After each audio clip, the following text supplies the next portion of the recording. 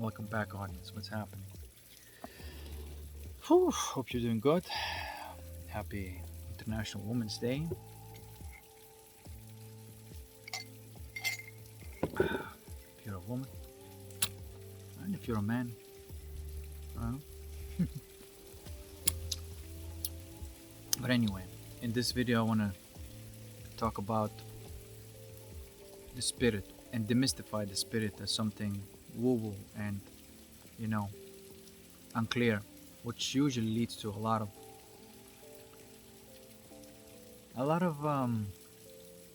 circus, you know.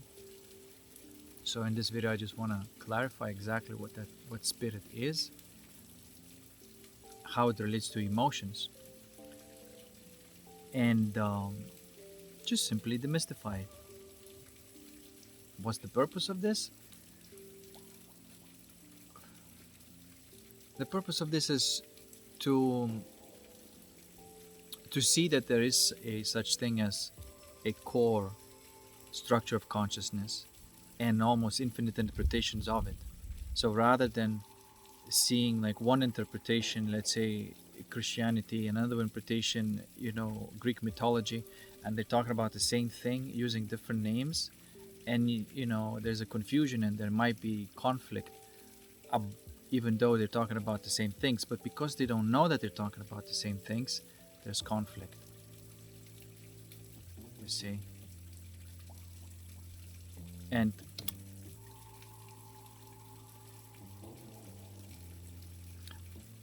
by knowing that there is its ultimate core, and the best way to describe that ultimate core is geometry and mathematics and physics, and then interpret any way you want it, then it's like up to you, as long as you know what you're talking about. And whenever somebody else are using a term, you can always refer to, they must be talking about this, because there's nothing else besides this, you see. So first I just want to say about spirit being, I'm going to just basically make a claim, right, which I saw to be the case. The spirit is none other but an aligned emotional state. See, this is why in the soul, in your heart, on one side there's infinity, and on the other side there's a temporal reality. In infinity, you can call it white light, pure bliss and peace. And then if through the soul, it scatters into 7 colors. Actually, 12 in total. Like as I said, there's 7 rainbow colors. One represents void, transparency. One represents still white, because once you split that infinite into the temporal, the infinite doesn't disappear. The transparent is still there, and the white light is still there, and that also creates the 3 more, what I call metallic colors. These are like a cosmic spirits, if you will. Okay. And so these colors, in its pure form, is what you may call a spirit. So let's just talk about those 7 ones. And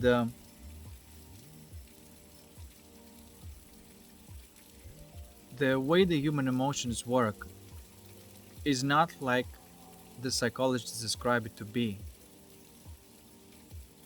This is why, like, most models that I saw about emotions do not describe how they really work.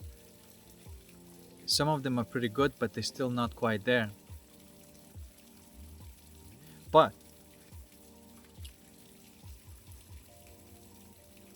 if we incorporate this word spirit and emotions, and if we define spirit as a state of aligned emotions, right? It's not deviating from the coherence.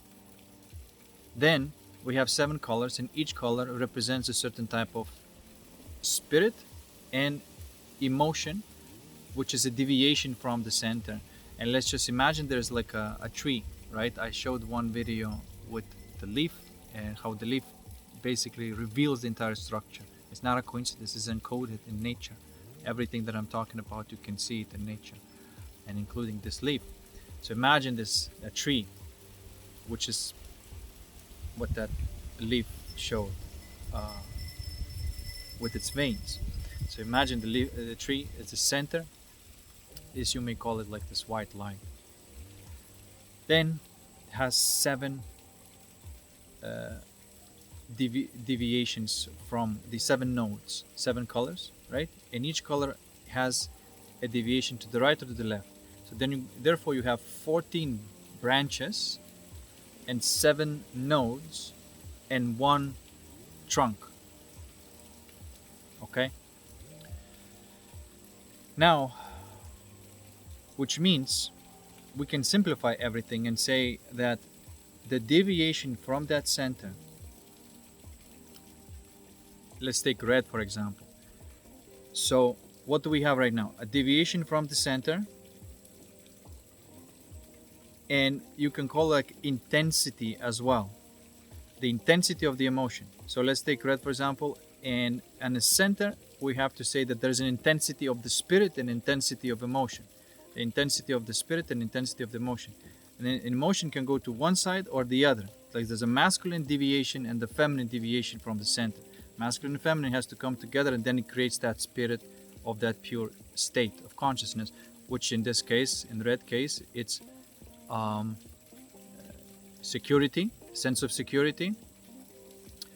If you add a deeper intensity of security, you can call it vitality. And then if you add even deeper sense of this red, then you may call it like, you know, passion, and something that is like intense sense of security or vitality. And you know, that's the spirit. That's the spirit of security, the spirit of vitality, and the spirit of passion, which is the same spirit but it grows in intensity.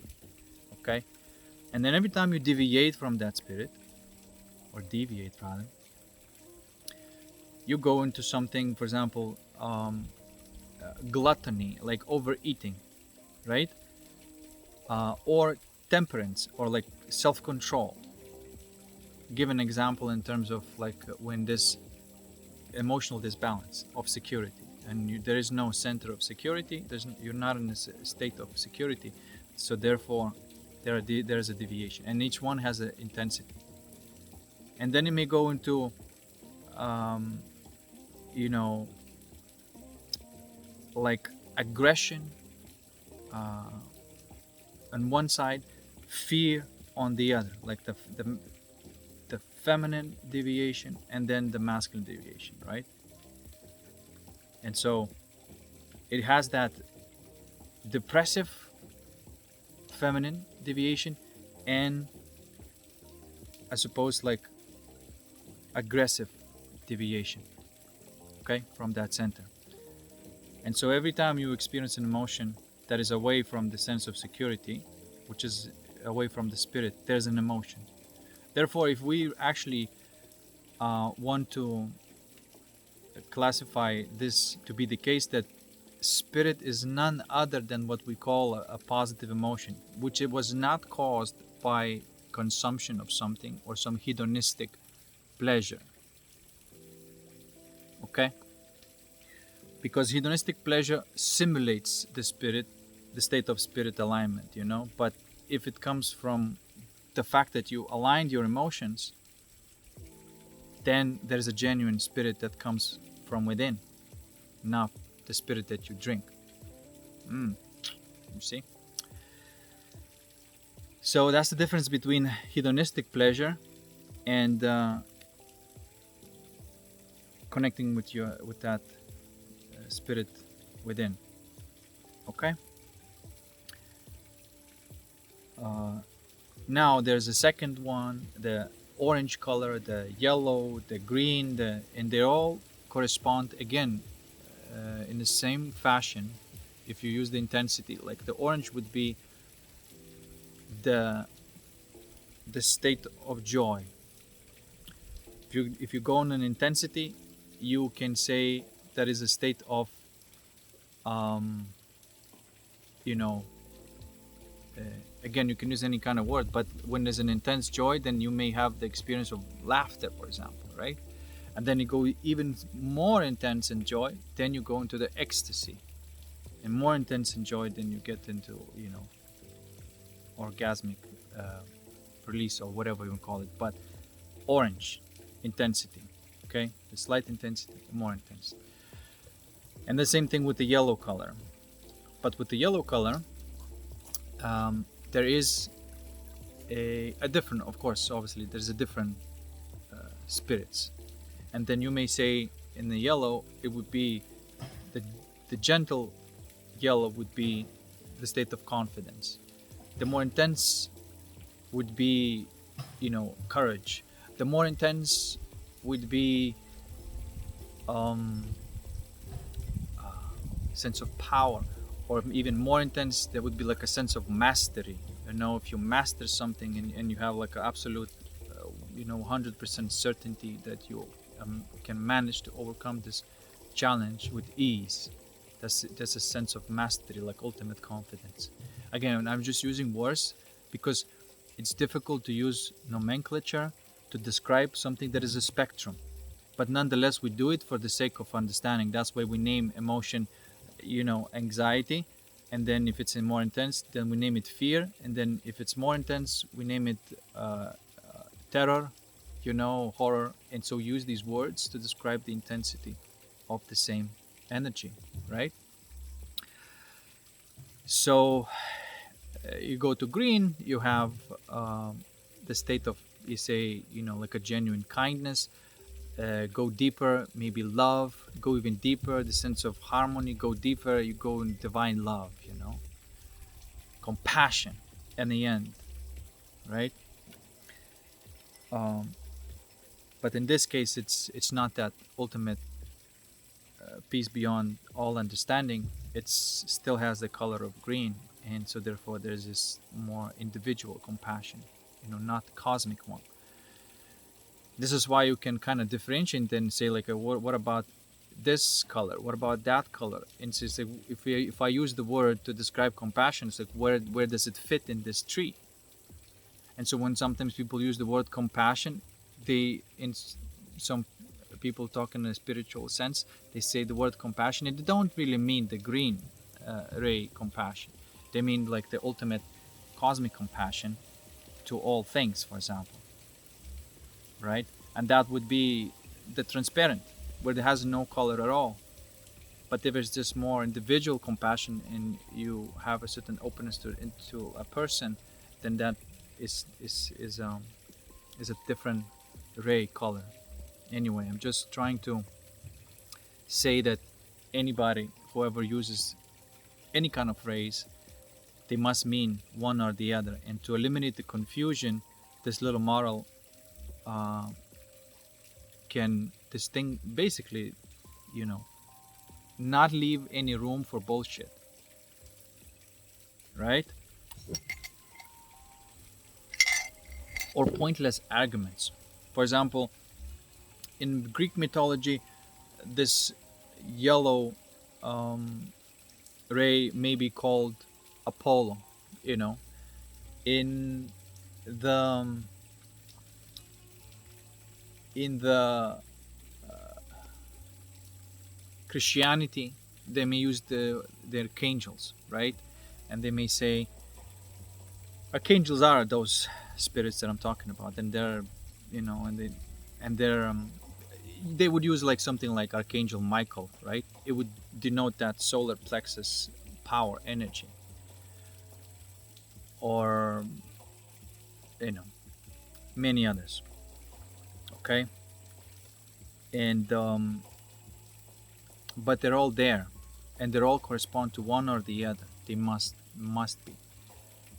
And all the mentions in the Bible, the archangels, and then in the individuals, the archangel would be describing a pure spirit, and an individual would be somebody who's embodying like perhaps the mixture of spirits, and going through some sort of mythological um, story, so you could relate to that individual, right? But that individual that has been depicted there is basically pinpointing back to that structure of consciousness of what kind of state that is. So you can relate. It's talking about states. Everything in Bible, if it's named, is a state of consciousness. And the stories that have been written there is a story. Whether it was real or not, it doesn't matter.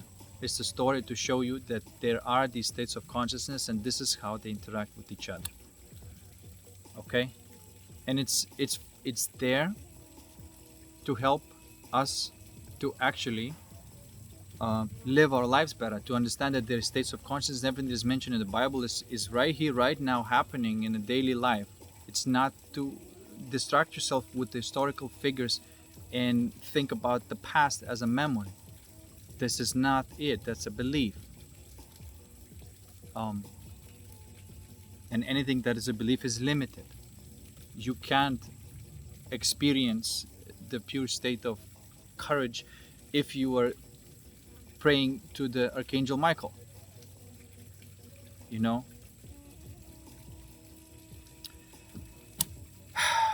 You can tune to the state of courage, but it's you.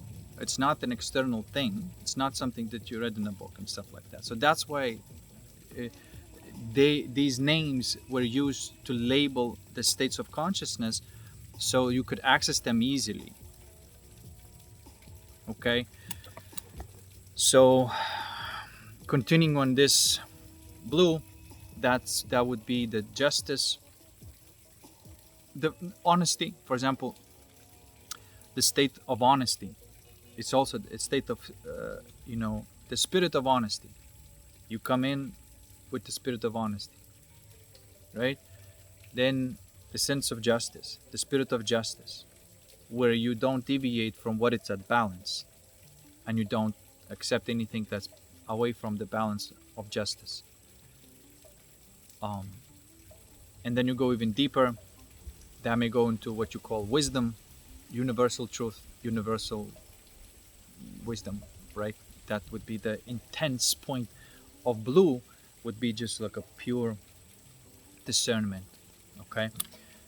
Then you go into the indigo, the third eye, and that's associated with the sense of intuition, insights, clarity, and beauty. In the end, like a very deeply intense third eye open, you see everything as beauty. That's the state of consciousness, of beauty. Everything's around you is just like, whoa, full of rainbows or whatever. That exists. You can call it like a spirit of beauty, whatever you want to call it. And then the seventh, the violet, it goes from peace to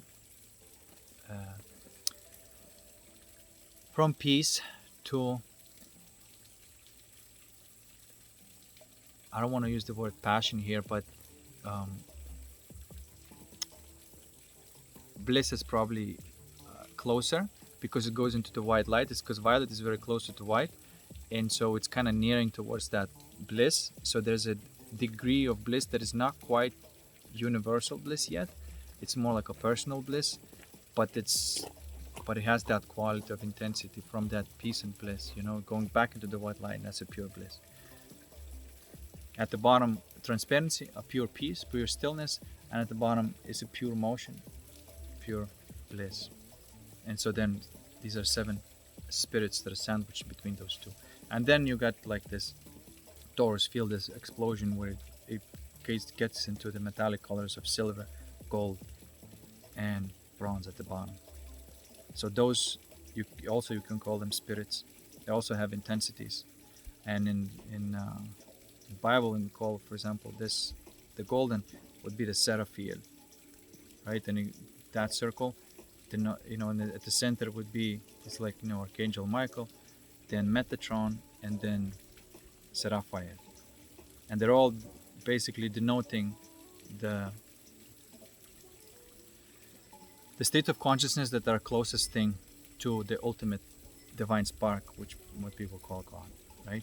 That's why they say the Seraphil is the closest thing to God, which is a state of consciousness. It's a very intense state of consciousness, which sometimes is required to overcome the challenges. So, okay. Now, when somebody says the spirit guide, it's nothing outside of this. It's the spirit guide. You can also say that there are 12 of them, and you can also say that there are each single color, right? You're trying to go back to that color because that's the ultimate soul desires, is to experience that various degree of intensity of that spirit. Because whatever you experience in life, it's the states that you are enjoying. Whatever that may be. You buy a new car, and so there's like an excitement and joy and whatever. That's why you do everything. It's a soul desire. So, okay. So if somebody says spirit guide, all they do is they refer to the core of each of that spirit, of each of that color. It's nothing outside of it. It's still part of it. And why is it spirit guide? It's because it's the axis that is always going to pull you in this game of life, always going to pull you to that spirit. Everything in life is conspiring you to experience that, the deeper profundity of that spirit on all the 7 levels individually. So that's what the spirit guide is. It's this mechanism that is always pulling you there. That like if it's guiding you back to the center. Okay, you can anthropomorphize spirit guides, but that if it helps you better to understand,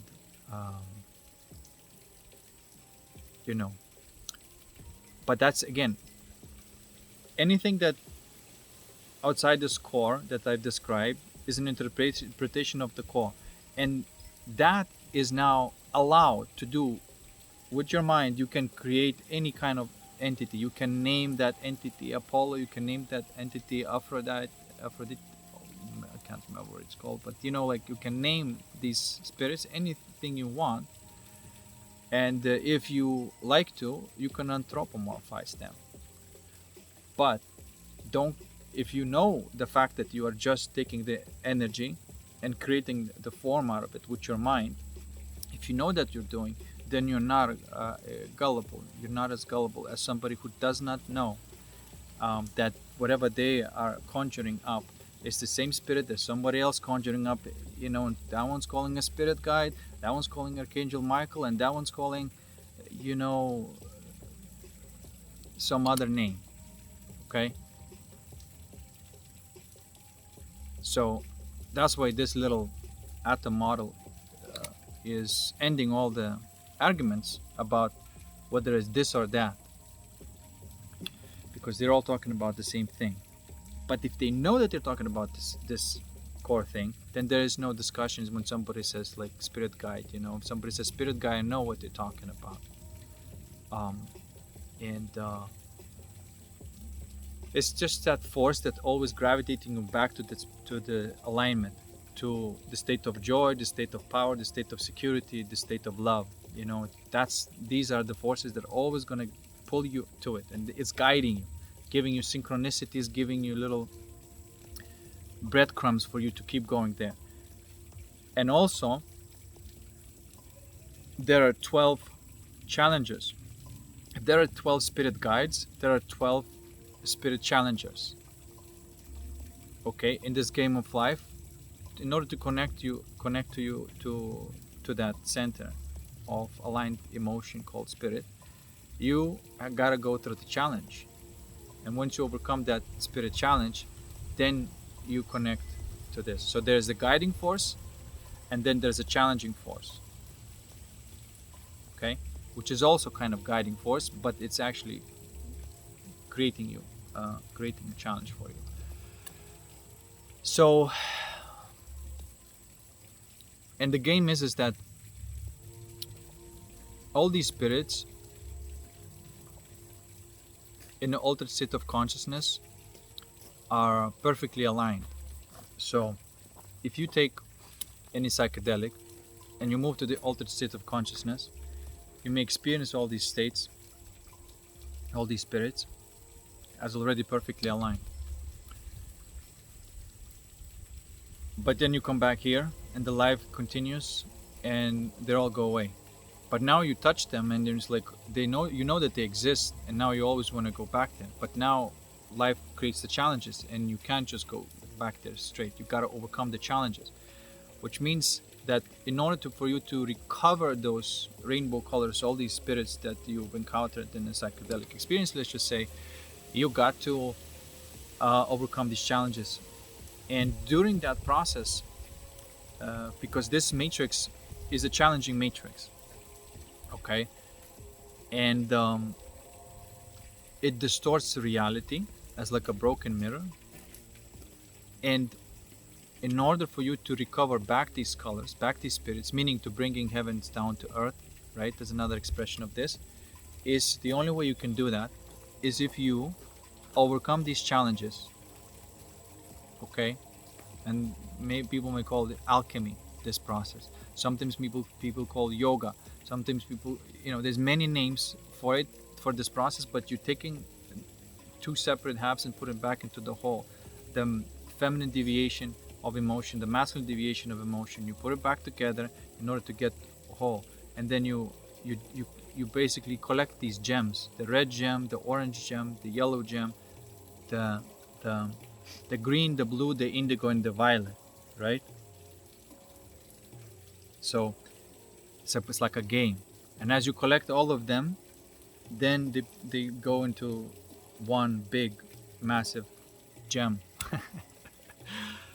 And that's what people call philosopher's stone, when you alchemize all of them, right? So that's the player's view of this reality. Like, that is for somebody who's interested in playing the game, and that's the only way to play this game and overcome it. Then there might be all sorts of deviations from it and interpretations of it. They may have schools of thought and whatever, but they're always going to talk about the same thing that is universal and never changing.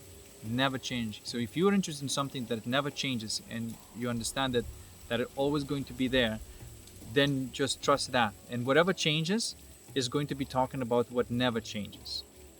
And it's okay to create those interpretations of it. There's nothing wrong with that, as long as you know that what you're doing,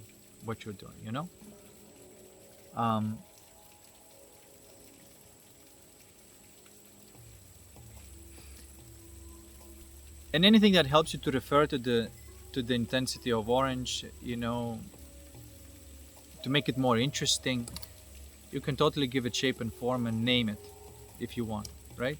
It's not a problem.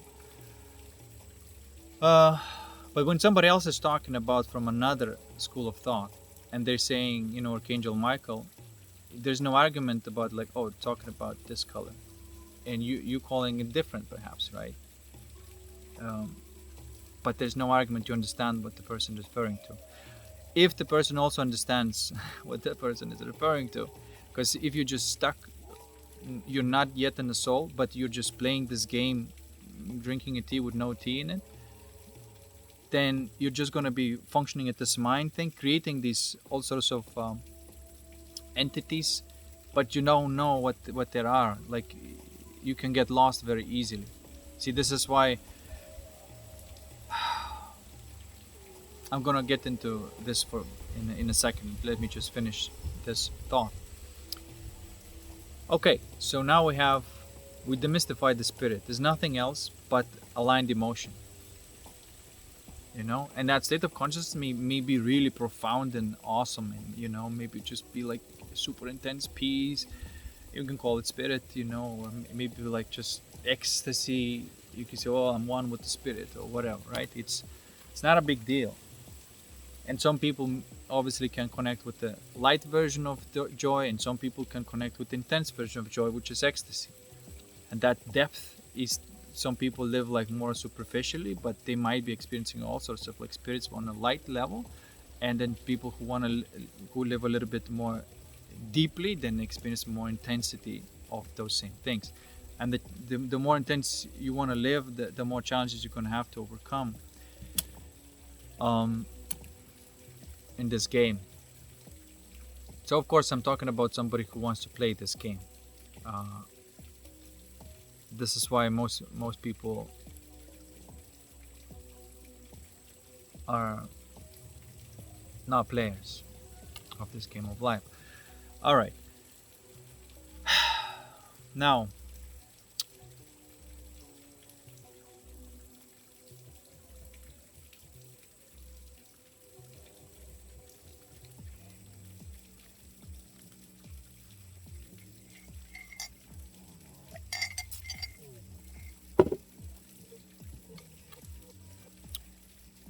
I want to talk about a little bit about how that may manifest like in real life, and I want to talk about what happens when people don't experience the spirit directly from in a state, you know. And the only way you can do this is through alchemizing or oh guys, the process. Okay, I just want to say something. The difference between you actually playing this game or pretending that you play is huge, because a lot of people, like in this, for example, new age, they're pretending that they're playing this game. Everything is at the imaginary level. Everything is imaginary level. They're not actually alchemizing anything. They're not actually going through these processes, because yoga and alchemy and other names to describe this process of burning the patterns that are incorrect in order to correct with the patterns that, you know, to unify something. Besides that distortion, you create another pattern that balances that distortion out, so the union can happen on earth. Okay, the spirit can be brought down to earth, so to speak. So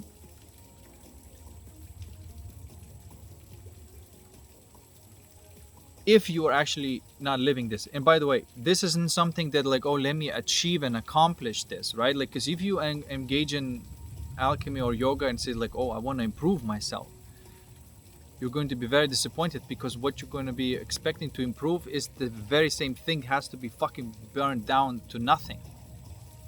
So that's why you're not actually going to be living this thing. You're going to be using it as a coping mechanism, because when it happens to you, it's not because you practice it. It happens to you. Life happens to you. Okay, you live your life, everything's fine and fine, and then time comes, and then everything starts happening to you. The states, you know, the challenges, emotions start happening to you. You know, it may take form outside of you. You know, there might be some change of job, change of relationships, or the form may take place, but it's not about the form. Form is just a consequence of that. It's what's happening inside of you. The change that is happening, and nobody's fault. It's just happening because time, space, fractals. You entering in that time, space fractal that is kind of putting that challenging pressure on you, and then you got to in that moment when it's happening to you, then the breath work, you know, the all sorts of focus exercises to be able to handle that process that is taking place inside of you. Then you got to use all of these things that are available to you, which, by the way, I never had to use anything besides point in a circle, besides my attention, where I can place my attention, even though everything in the fiber of my being doesn't want to put attention, but that's the only way, as attention. And then I'll become aware of the background, right? So there's this courage, surrender thing. If you talk about the mind, there's an intention and allowance. I just name it differently, but it's still point circle. And then, of course, in the physical, there's an action and passivity. I never had to use anything. And so that's why I never created the system. And I'm just giving you like a little model of what already is. You see, it's universal. And I don't want to create the system of the spirit, because you can systemize the spirit. It just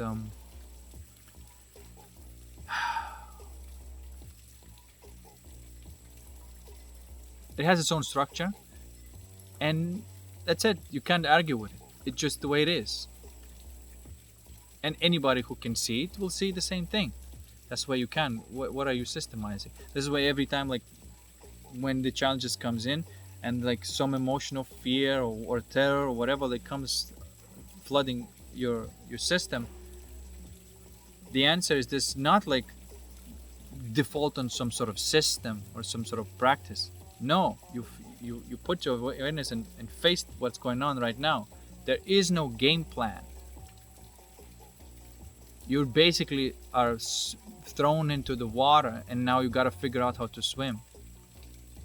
That's how you actually capable. And that's why I don't know what's going to happen. It just starts coming, and it's happening, and I put my attention awareness, and it may be moving, and it may be doing its own things. It may be like more intense than I expect.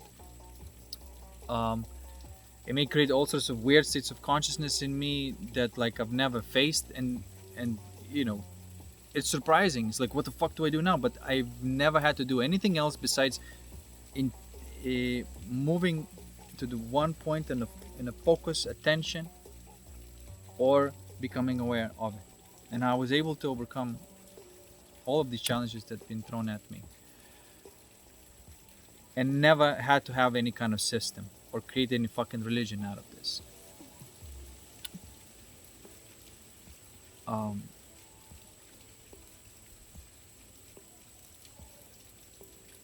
what I'm saying? Okay.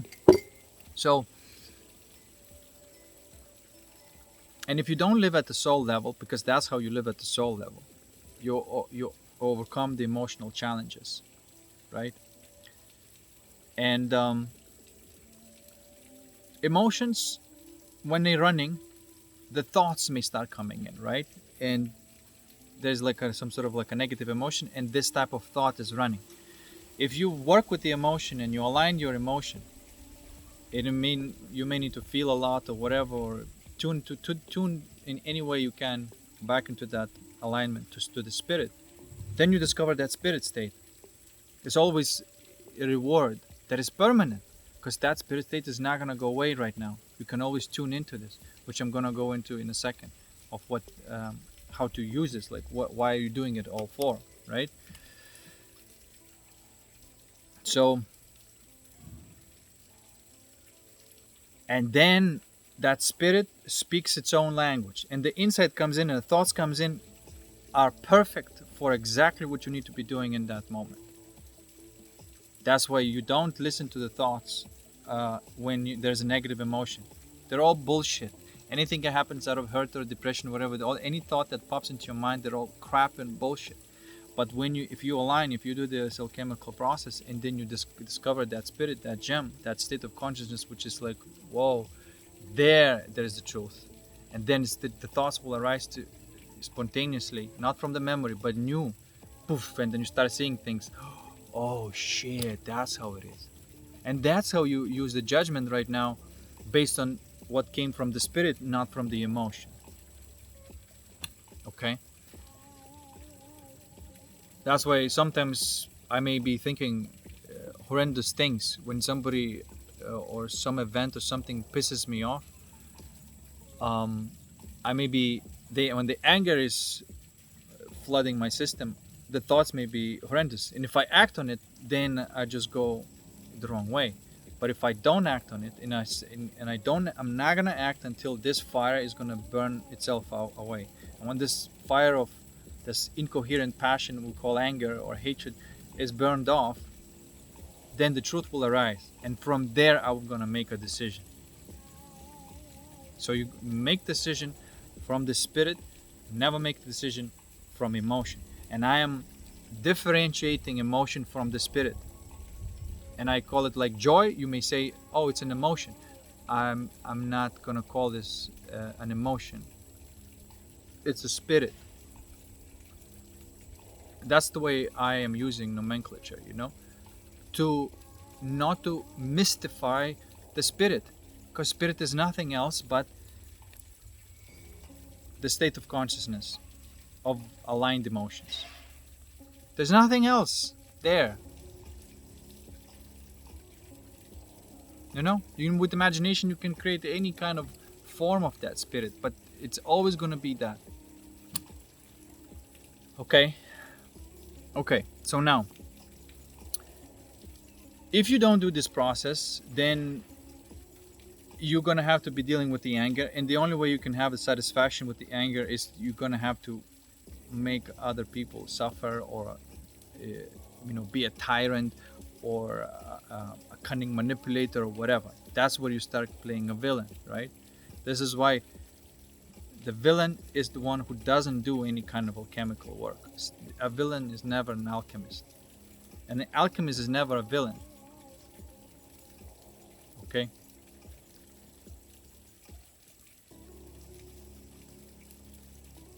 And you don't have to be a weird fucking yoga freak or whatever, and wear certain fucking garments and beads around your neck or whatever. You don't need any of that shit. If you live in India and that's the tradition and that's part of the culture, then it makes sense. But if you're not, you're a clown. You're a complete and total clown. If you believe that somehow is to do with, this is why, like, anytime I see somebody who has a European or American background with those Indian or Hindu garments and stuff like that, I'm like, red flag. What the fuck? Why are you adopting somebody else's culture? What are you doing here? Something's not right here. You can completely stay in your own culture and not even wear a single thing and be totally cool with this process that is happening to you. It may not be even visible. You see, like, even these videos that I'm making, they're not that popular, and I don't think they're ever going to be popular, because I'm talking about something that is very intimate and very private. And it's almost like what I'm saying is too much, because it's like behind the scenes, right? This is why the only person that would be interested is somebody who is willing to play the game of life and want to know how the behind the scenes work. So I'm kind of almost revealing all the magic tricks. A lot of people don't want to hear this, because they still want to believe that in this little structure or this little guru or this little thing provides some value to them. And when they hear behind the scenes, it's like, oh my god, this is all just made up stuff, that all I have to take care of is my alignment with of emotions, and that's how I receive the spirit, and that's it. And then you may also be with somebody else who is in the spirit of joy, and it's contagious, and you are in the spirit of joy, right? So there's this transmission of that state.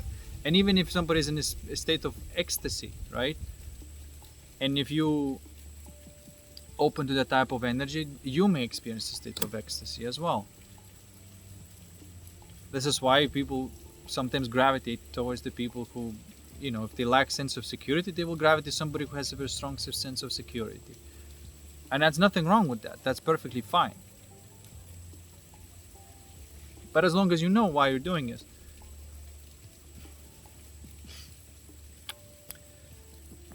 But so yeah, the one thing is that you don't use yoga exercises to get somewhere. You may use them when you're going through these transitions, just to be able to not to lose your shit. And then when it's done, you discover the spirit. You don't need to do any exercise. You don't need to do it.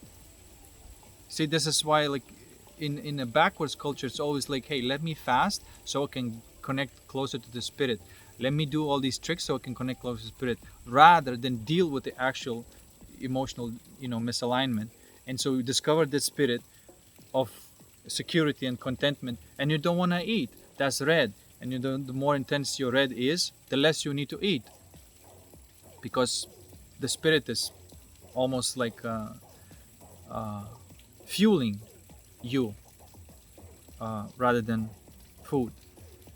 And that's why you don't want to eat, and that's why and sometimes you end up fasting, and sometimes like I don't eat the entire day. I don't eat anything because I'm not hungry and I don't feel like I lack energy at all. Just don't want to. And sometimes I sit down and eat a lot, so it becomes like what you call intermittent fasting, but I'm not actually doing it consciously. The only thing I'm taking care of my emotions, and whatever the spirit wants to do, it does, and it works out great. Okay, so okay, now the next thing that I want to go into, I'm just gonna mention real quick because it's quite a long video. What do you do when you have your aligned emotions? Then that when it goes into creativity, you discover these gems, right? Now you can tune to them or connect to them in order to create something. And the creation starts off with the state of consciousness, right? Like, even for example, when sometimes people are trying to manifest like a specific person, right? They may manifest specific person, but that's not what their soul desire. Their soul desire to be in love. So if you connect to the state of love, green ray, right? And that's, by the way, it's called theurgy. It's accessing the spirit and a state of consciousness like on demand. And this is why you got to be an alchemist first, so then you can be engaging in theurgy. And theurgy is you evoking that spirit. And you can tune to the state of joy, and you can tune into the deeper state of joy, and you have the authority over moving to one spirit onto another.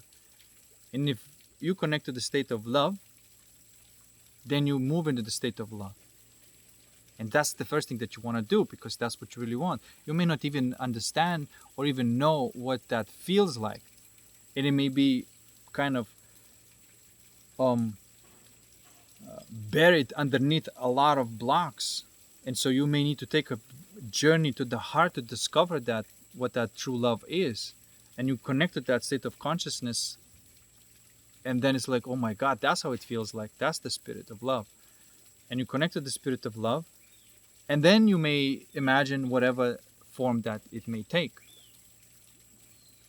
But it's still not going to be specific, because you don't know how it's going to come out and who's going to be your person. But at least what you did, you are creating the reality based on, okay, I discovered the state of consciousness that I want to be in with that person, And then from there, you may take some images of what kind of events that may happen, or kind of activities you're doing while that state of consciousness is there, right? And that's how you actually manifest love in your life, in the relationship, rather than a specific person. Because you don't want a specific person, you want love in your life. That's what you want. And every person who, that specific person may be the same person, but you may manifest specific person. That connection with that specific person may be have a capacity of love, but you just manifest a specific person. This is why you have a specific person. You asked for it, but there's no love.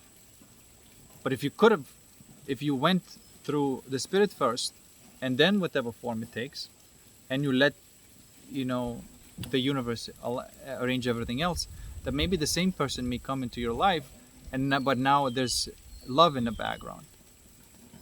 Or maybe a completely different person. You don't know. But that's why you got to let go of the specificity and focus on the state of love, because that's what you want. You're not going to be happy with the person specific. Maybe on paper fucking perfect, and or maybe you wanted that person because the only reason you wanted that person is because you've been rejected by that person. So use your funky ass magic, to get that person back. And then when you get it back, you realize that, there's no love there, and everything collapses again. So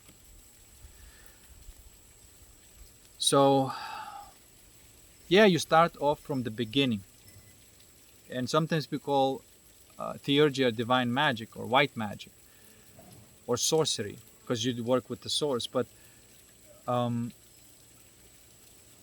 that's how you really do it, because you don't skip the most important part, which is your soul desires. Your soul desires is these mixtures of all these spirit states of consciousness, right? And all sorts of, and there's almost infinite combinations of them. That's why you can never be 100%, there's always a new combination of those spirits that you can mix and match, mix and match, mix and match. But as long as they're there, whatever the form is taking is amazing. But if you don't have that, the form in your life may take amazing, but you're not feeling anything. And that's the curse, that you put it on yourself by doing your funky ass magic. Manifestation. And it serves you right, because you need to learn how the consciousness works, how the universe works, and not cut corners, and not think that like, oh, I don't have to do all that stuff. So, and by the way, I'm saying that if as a man you at least have a capacity to transmute your anger, which stems from pain, and break through into the side, into the spirit, and as a woman, if you can at least have a capacity to surrender to the energies that are you can call them blocks. That's why I always say there's either like intensity, which is like pain, or blockage, which is no flow, or too much incoherent flow. Those are two challenges. And so woman is equipped way better to deal with the block challenges, and man is equipped way better to deal with the pain challenges. And by the way, if a man is with a woman who's in a surrender, to him facing the pain and transmitting pain is a piece of cake. Okay?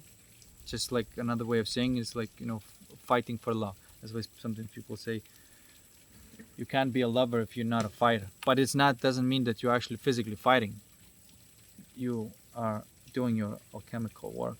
And that's the battle that you actually take to connect with love. And this is why for a man you can connect with love without going through pain. And for a woman as well, you can connect with love without going through pressure. But through the surrender, that pressure can dissipate. So if we, and sometimes, we got to do both, but I'm saying that it's much easier when we specialize in what we're good at. This is why sometimes I even differentiate the word alchemy from the devotion, even though it's just like two phases of alchemy. The original phase of alchemy is the challenge of fire, and then the next phase is challenge of water. And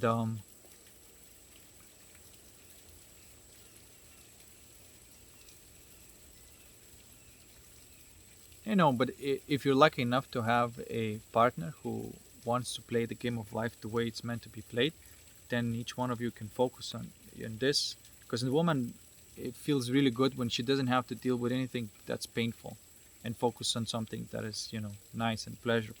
And when she's focused on something nice and pleasurable, she's much more open.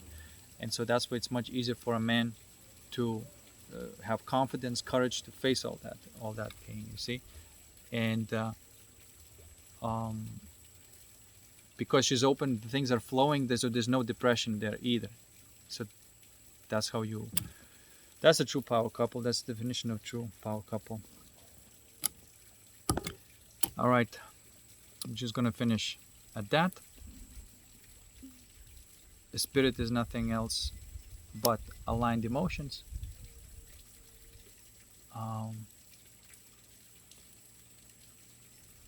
There's nothing outside of it, right? Like if you want to manifest something, you can even imagine it's like, because everything's like a torus field. You are in a sphere all the time. It's like, what kind of sphere do you want to create?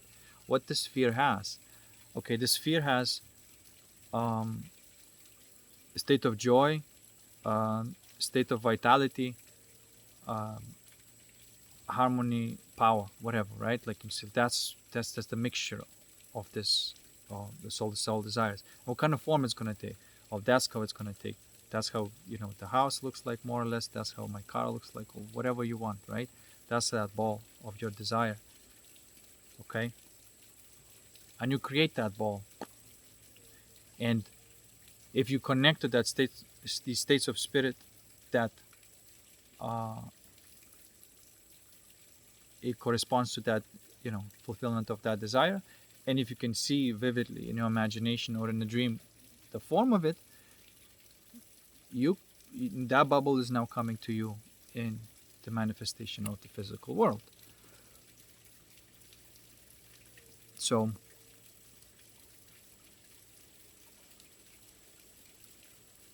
and there's nothing outside of it. Even in the hypnosis, what the hypnotist can do is to connect the state of spirit, because through that hypnosis you can access these states of spirit much easier, and then give what kind of form it's taking, and now everything's going to be gravitating towards that outcome. That's how real hypnosis works.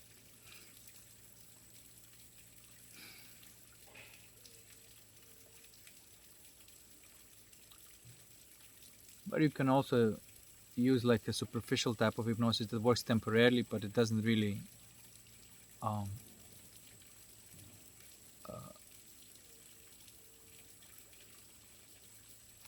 touch the soul, so to speak. Okay. All right, that's enough. Peace. I'll see you in the next one.